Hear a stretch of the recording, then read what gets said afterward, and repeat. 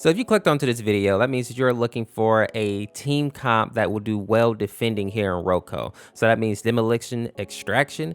Now I'm going to go over gadget, perks, and abilities that you need in order to be a good defender. Then I'm going to go over the rogues that fit that role best right now in the game, and I'm going to explain why they fit that role.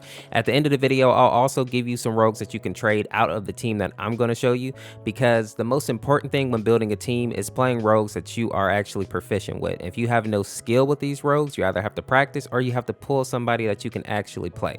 Now, if you're new to the channel, consider going ahead and subscribing, and if you are a returner and you haven't subscribed, hit that button and let's go ahead and jump right into it.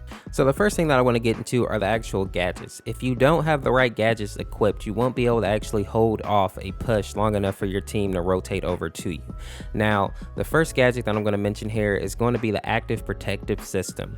A lot of people sleep on this one, but it is very good. It basically nullifies a grenade, a Dima ult, a throwing weapon. It will make it null and void, right? It just completely knocks it out of the sky.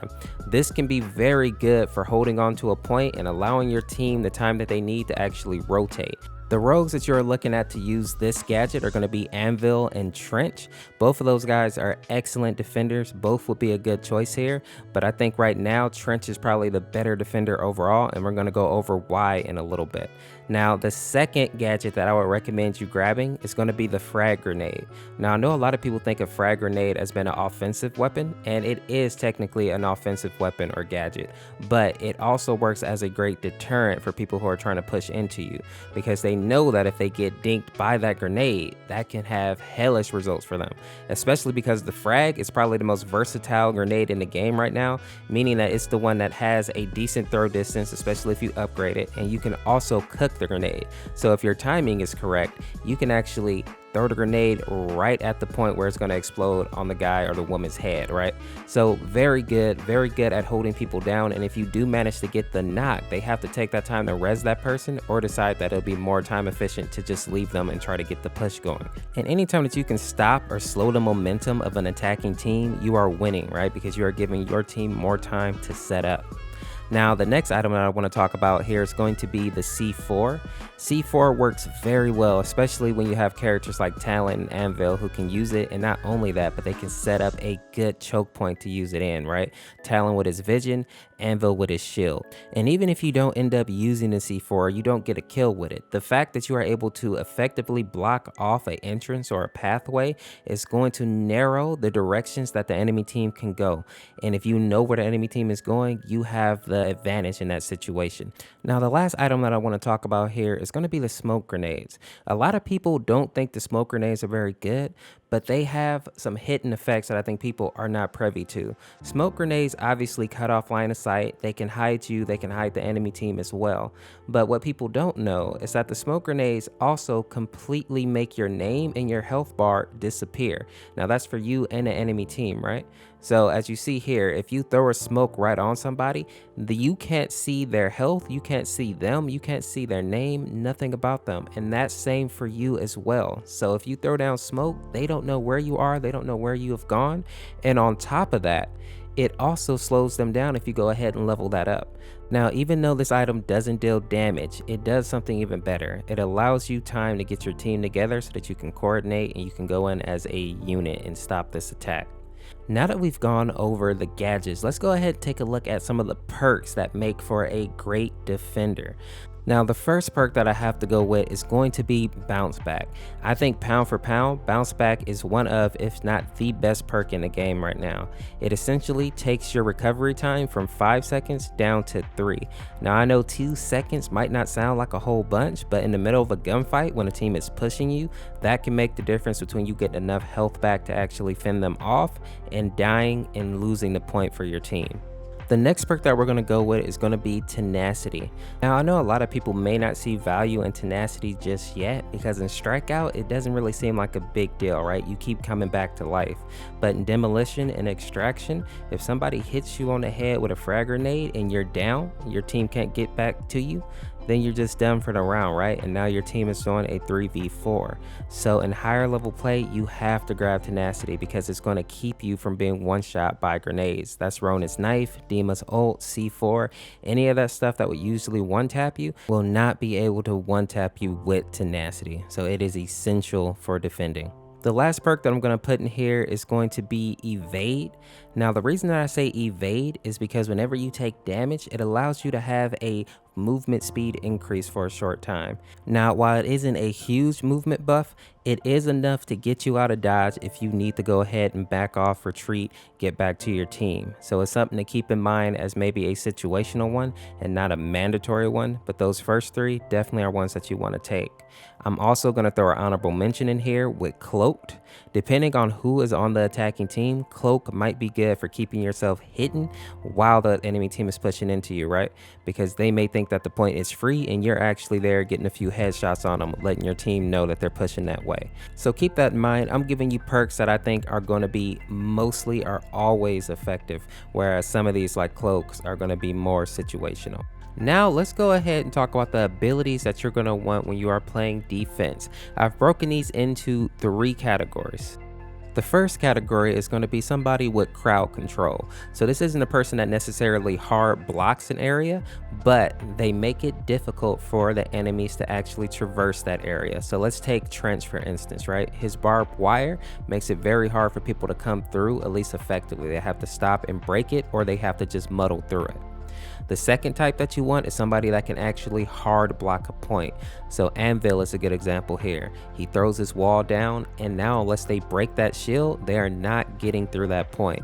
The last type of rogue that you want is somebody that can give you some type of vision on your team, whether that is identifying where the enemy team is or identifying where they are not. So Talon, Daliah are good examples here. Daliah can pinpoint somebody unless of course they're running cloak, and Talon can fish around with his dark to decide where people are and where they are not. And having this information is going to give your team a better chance of defending against the push. Now, let's go ahead and get into the rogues that you should be running when playing defense on demolition or extraction. The first rogue that I'm going to throw into this list is going to be Trench. Now, I know for a long time Trench was in a bad spot because his barbed wire slowed enemies and allies alike, but now that they've gone ahead and corrected that, Trench is a top tier defender.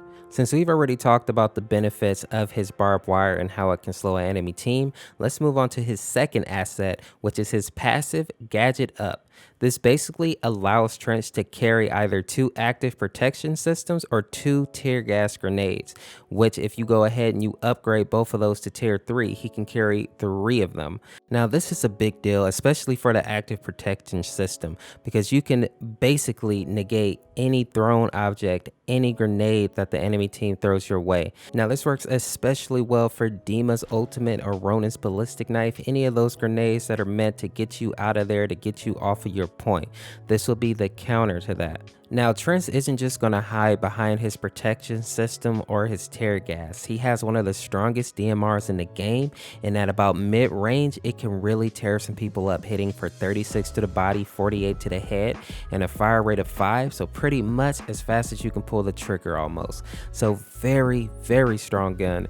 It is great at keeping people at bay and really making them second guess pushing into Trench too hard. So if you're looking for somebody who can really hold down a point alone and help your team rotate over when they need to, Trench is going to be your go-to for defending. Now, the second person that you're going to want to put on this team is going to be Daliah. Now, in all honesty, Daliah is just the most versatile rogue in the game right now, and you can play her pretty much anywhere, but as a defender, especially alongside Trench, she is especially nasty. Now, the reason I say this, Daliah has buddy system, which allows her to take the perk of somebody she's with. In this team comp, you want that person to be Trench. The reason being is because she is also going to get Gadget Up, which will allow her to have 2 frag grenades or 2 smoke grenades. Most people are probably going to go with a double frag, and having 2 frag grenades is really going to put a lot of strain on that enemy team because they have so much to watch out for. Now, I know having 1 extra grenade doesn't sound like a lot, but when you also have a MXR firing at you, and even with tenacity, you don't survive 2 grenades. So a good Daliah with decent aim and cook time can really devastate a team. On top of that, if you're running Daliah, you can go ahead and pick up the MXR alongside with Trench, and 2 MXRs can basically destroy just about anybody, especially if you both can aim. Now, her objection is also really good, but since you're probably going to be wanting to shoot at people from a distance, the MXR is going to be better for keeping it into that mid-range type of situation. Daliah also has Danger Close, which allows her to res her teammate that she is linked to. And on top of that, she has a new perk called Lifeline, which takes her res time to about 2.5 seconds, which means that she can get Trench up before the enemy team even has a chance to push, assuming that they are at least at that mid type range, right? This is so crucial for teams that are attacking, because if they can't get in there and breach a point quickly, it allows for the defending team to actually rotate and be a solid front, right? Because usually people split to A and B. The next rogue that I'm going to throw on this list is going to be Talon. Talon is another one of those rogues that is very versatile and can be played on both attack and defense, but he makes for a superb defender. The main reason for this is because Talon allows your team to have so much vision. With Radar Dart, he can throw his dart to one side of the map, pull it back with Mag Glove, throw it to the other side, and just fish to see where the enemy team is and where they are not. Talon also has C4, which pairs very well with his Radar Dart. Once he's able to kind of pinpoint where teams are and where they may be pushing from, he can place his C4 strategically to block off that point. Another boon for having Talon on the team is his DMR, the Deadeye. This gun, even at long range, can 2-tap people 50 to the head. As they get closer, 54 to the head. Very big damage, very good for peeking and using cover to get that big damage in while keeping yourself safe while your team is rotating or coming to help you in some way. Another thing to note here is that Talon has life drain, which allows him to be able to stand and fight effectively well, especially when using cover effectively. So a very solid defender. Now, the last person that I want to talk about in this list is going to be Ronin. Now, I know a lot of people think of Ronin as a hardcore attacker, but in reality, she has one of the most versatile kits in the game, and she makes an excellent defender. Now, her ability is the Ballistic Knife. This ability is so good because it's very versatile, right? She's able to throw that, and if she hits you directly, it deals 125 damage to you. Now, thing to note, that is going to be reduced to 100 in the next patch, but for now, it deals big damage and can take anybody out, even if they have Headstrong. Now, second thing to note here is that you can also use the Ballistic Knife as a tripwire.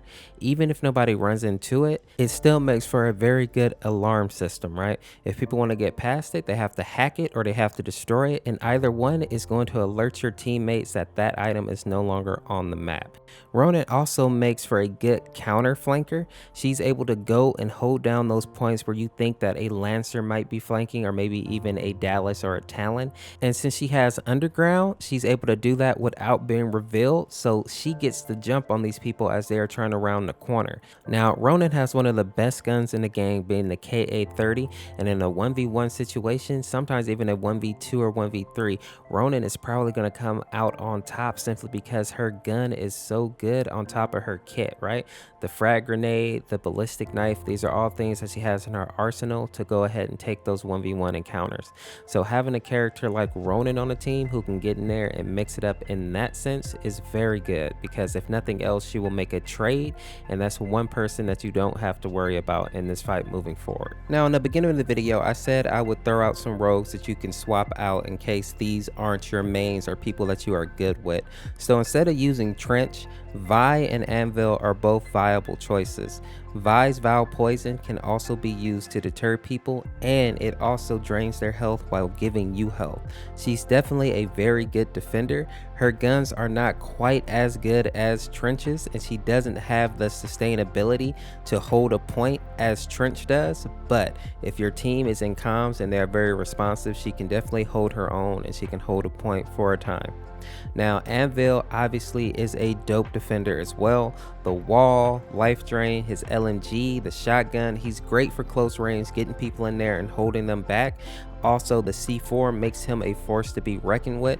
So definitely, if you are not a Trench player, if you can't get behind the MXR, Anvil is a easier rogue to play, I think a lower skill ceiling, and he's still very effective even with the nerf that is coming to him in the future.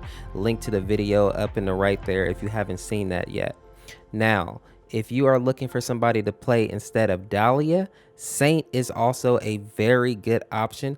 Being able to res from anywhere on the map pretty much is a great ability. He has the Mamba and the Mark IV, which allows him to put down some heavy suppressing fire, and trip mines and smokes will also allow you to cut off enemies' pathways, whether that's by blinding them or by setting that bomb, making them think if they're going to walk that way or not.